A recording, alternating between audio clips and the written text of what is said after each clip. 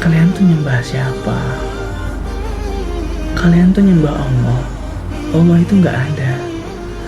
Wong saya minta satu anak aja untuk sempurna fisiknya, yang bisa melihat Allah nggak kasih. Allah itu nggak ada.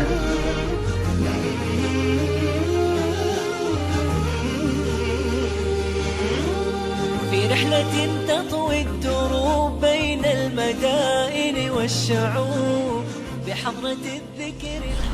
Assalamualaikum warahmatullahi wabarakatuh. Yang paling mengkhawatirkan dari ujian dan musibah adalah ternyata pada beberapa kasus ujian dan musibah berdampak pada akidah seseorang. Tentu kita sering mendengar orang-orang yang ada di pelosok, mereka rela untuk berpindah agama hanya demi sebungkus makanan. Mereka rela berpindah agama hanya demi sekantung beras. Itu artinya memang pada sebagian kasus ujian dan musibah berdampak pada akidah seseorang. Maka ada sebuah kisah yang datang dari seorang ustadz. Jika kita mendengar kata ustadz, maka yang terbayang dalam pikiran kita adalah orang-orang yang senantiasa beribadah kepada Allah Subhanahu wa taala, orang-orang yang mengajak orang lain kepada kebaikan dan mencegah orang lain untuk berbuat kemungkaran, orang-orang yang memperkenalkan ayat-ayat Allah Subhanahu wa taala. Intinya, kalau kita mendengarkan kata ustadz, maka yang terbayang dalam pikiran kita adalah orang yang senantiasa mengisi hari-harinya dengan ketakwaan kepada Allah Subhanahu wa taala. Kisah dimulai dari istri seorang ustadz ini yang sedang mengandung anak pertama. Sebagai seorang tua, sudah wajar kalau berharap bahwasanya mereka ingin memiliki anak yang sempurna, baik itu psikis maupun fisiknya. Tapi yang terjadi pada ustadz ini adalah sebaliknya.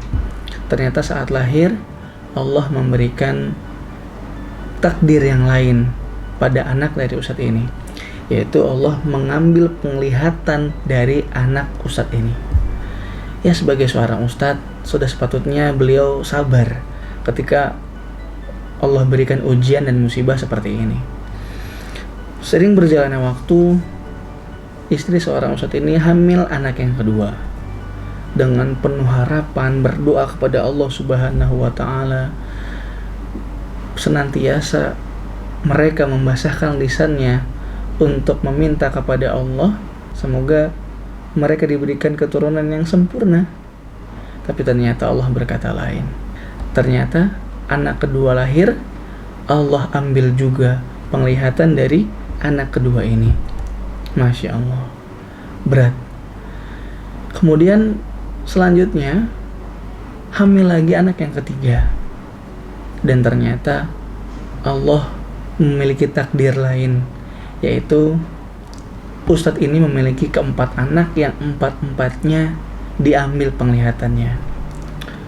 Yang paling memilukan dari kisah ini adalah ternyata yang terjadi setelah Allah mengambil penglihatan dari anak-anaknya, ustadz ini berhenti dari kegiatan ibadahnya. Ustadz ini berhenti dari kegiatan berdakwahnya. Sampai suatu ketika murid-muridnya datang untuk menjenguk ustadz ini, karena memang sudah lama ustadz ini tidak ke masjid, tidak mengajar.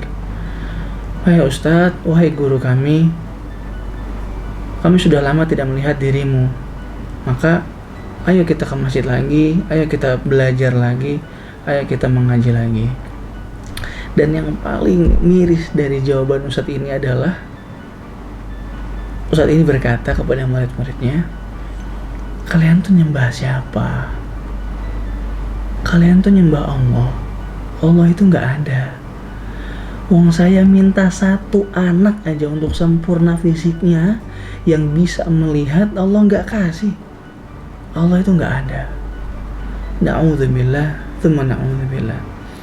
Sebuah kisah yang sangat menampar siapapun orang yang mendengarnya, termasuk saya. Dari sini kita belajar bahwasanya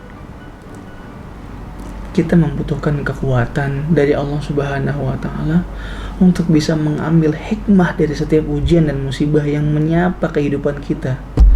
Maka seharusnya kita memang berdoa kepada Allah Subhanahu wa taala untuk diberikan kekuatan untuk bisa berjalan di atas ketaatan Allah Subhanahu wa taala seberat apapun ujiannya.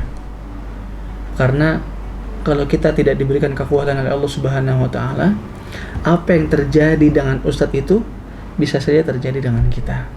Semoga Allah berikan kita kekuatan sehingga kita bisa melewati ujian dan musibah dengan ketaatan kepada Allah Subhanahu wa taala. Assalamualaikum warahmatullahi wabarakatuh. بحضرة الذكر الحكيم وحدنا رب القلوب وحدنا رب القلوب.